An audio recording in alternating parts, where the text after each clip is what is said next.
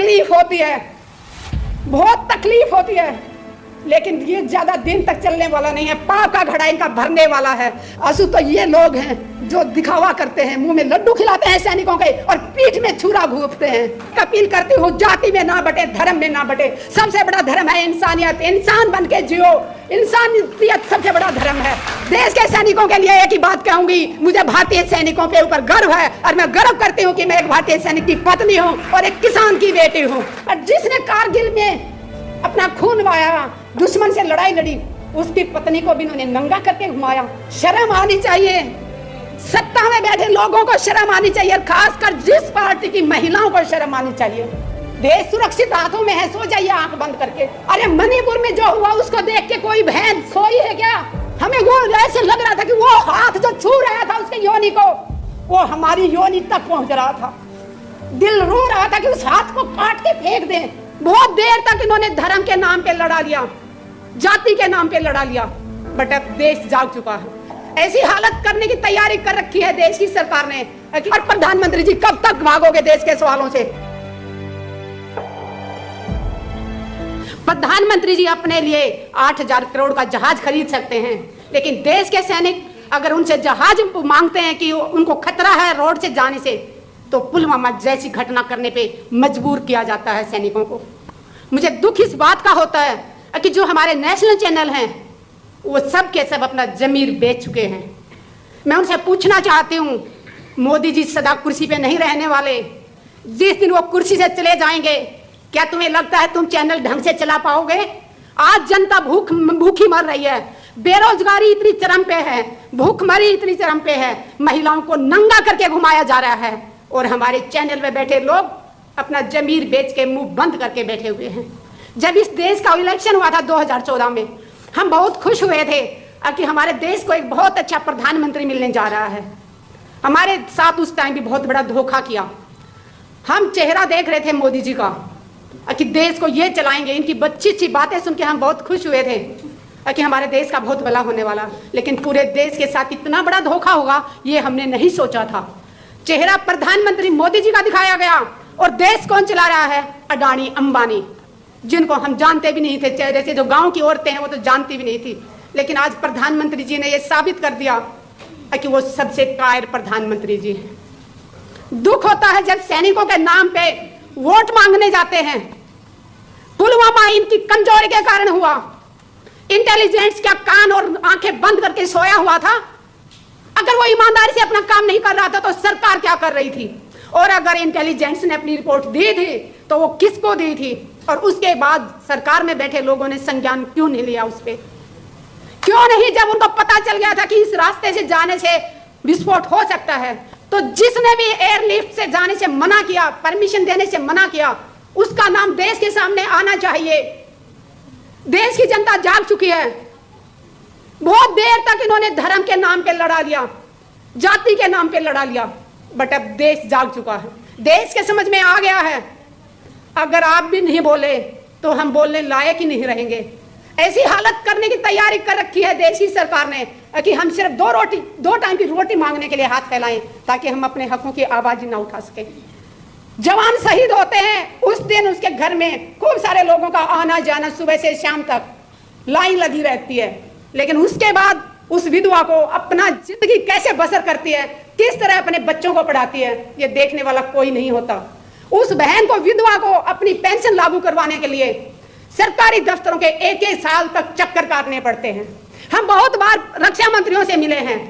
मनोहर पारिकर जी थे तब भी मीटिंग होती थी, सीतारमन जी थे उनसे भी मीटिंग हुई, हमारे ये राजनाथ जी हैं इनसे भी मीटिंग हुई, लेकिन हमेशा वादा किया जाता है कि हाँ हम सब ये किया जाएगा, लेकिन ना कोई विधवाओं की सुनने वाला है, ना कोई जवानों की सुनने वाला है। और जवान विधवा की बात मैं इसलिए कर रही हूँ, मैंने उन वीर नारियों को बहुत नजदीक से देखा है। मैंने उन वीर नारियों की बहुत तकलीफ देखी थी, तभी मैं जंतर मंतर पे माँ बाप की कसम खा के धरने पे बैठी थी जन सतवीर के साथ। आप में से शायद कुछ लोग जानते भी होंगे, मैं 1 मिनट लेके अपना बताना चाहूंगी। मैंने 810 दिन रिले हंगर स्ट्राइक किया था।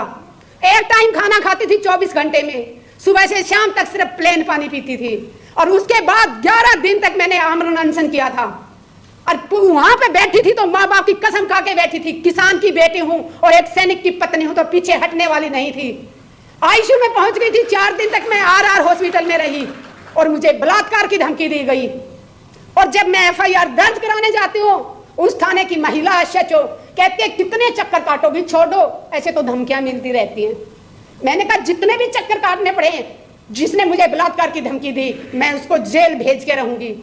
आप यकीन मानेंगे 14 महीने बाद मेरी एफआईआर दर्ज की, मैं दिल्ली की बात कर रही हूं, और वो भी तब मैं महिला आयोग गई, साइबर क्राइम गई, दोनों तरफ से दबाव पड़ा। उसके बाद 14 महीने बाद वो एफआईआर दर्ज की और उसके बाद आज 30,000 कोर्ट में केस चल रहा है। आज तक नहीं ढूंढ पाए कि वो इंसान कौन था जो एक आर्मी ऑफिसर की पत्नी को बलात्कार की धमकी दे रहा था। देश सुरक्षित हाथों में है, सो जाइए आंख बंद करके। अरे मणिपुर में जो हुआ उसको देख के कोई बहन सोई है क्या? हमें वो ऐसे लग रहा था कि वो हाथ जो छू रहा था उसके योनि को, वो हमारी योनि तक पहुंच रहा था। दिल रो रहा था कि उस हाथ को काट के फेंक दें। और जिसने कारगिल में अपना खून बहाया, दुश्मन से लड़ाई लड़ी, उसकी पत्नी को भी उन्होंने नंगा करके घुमाया। फिर कहते हैं कि मोदी है तो मुमकिन है। शर्म आनी चाहिए, सत्ता में बैठे लोगों को शर्म आनी चाहिए, और खासकर जिस पार्टी की महिलाओं को शर्म आनी चाहिए। अरे वो इतनी गुलाम है कि इस पार्टी की, एक महिला होने के नाते उन्होंने एक शब्द नहीं बोला, चाहे वो पहलवानों को घसीटा गया हो, चाहे किसानों के ऊपर, जिंदा किसानों के ऊपर गाड़ियां चढ़ा दी गई हो। तकलीफ होती है, बहुत तकलीफ होती है, लेकिन ये ज्यादा दिन तक चलने वाला नहीं है। पाप का घड़ा इनका भरने वाला है। आप सबसे एक अपील करती हूँ, जाति में ना बटे, धर्म में ना बटे। सबसे बड़ा धर्म है इंसानियत, इंसान बन के जियो, इंसानियत सबसे बड़ा धर्म है।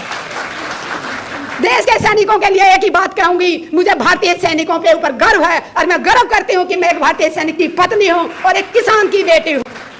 अत्याचार ना सहो, जितना अत्याचार सहोगे उतना ज्यादा दबाया जाएगा। पुलवामा में जो भाई शहीद हुए, उनकी पत्नियों की मैं तकलीफें बताऊं आप लोगों को। वो शहीद हो जाता है, विधवा हो जाती है, वो एक ठीक है, अलग बात है, करती कि मेरे आदमी ने शहीदी दी, गर्व महसूस करती है, लेकिन उस विधवा को कितनी तकलीफों से गुजरना पड़ता है। हमारा समाज उस विधवा को अशुभ मानता है। मैं देश की मातृशक्ति से अपील करती हूँ, विधवाओं का ऐसे तिरस्कार ना करो। उन्होंने अपने सुहाग को देश के लिए दिया है। अरे वो अशुभ कैसे हो सकती है? उसने अपना सिंदूर कुर्बान कर दिया देश के लिए, और उसको कहा जाता है कि तू तेल नहीं चढ़ाएगी, तू किसी को टीका नहीं कर सकती, तू पूजा में नहीं बैठ सकती, कि तू अशुभ है। अशुभ तो ये लोग हैं जो दिखावा करते हैं, मुंह में लड्डू खिलाते हैं सैनिकों के और पीठ में छुरा घूंपते हैं। अगर ये सच्चे होते तो आज तक पुलवामा के ऊपर कमेटी क्यों नहीं बनाई? अगर बनाई है तो उसमें कौन कौन सदस्य हैं, और वो जांच कहां तक पहुंची, पूछता है भारत प्रधानमंत्री जी से। और प्रधानमंत्री जी कब तक भागोगे देश के सवालों से? इनके सांसद जब भी कोई सवाल करता है, चाहे पीटी उषा मैम से मैंने सवाल किया था जंतर मंतर पे तो वो भाग गई थी, मीनाक्षी लेखी से बात की तो वो भाग गई थी, जिससे भी सवाल करते हैं वो भाग रहे हैं। आज देश का बच्चा बच्चा जाग चुका है, प्रधानमंत्री जी से सवाल पूछेगा, और आज नहीं तो कल प्रधानमंत्री जी को देना होगा, जवाब देना होगा। जय जवान जय किसान।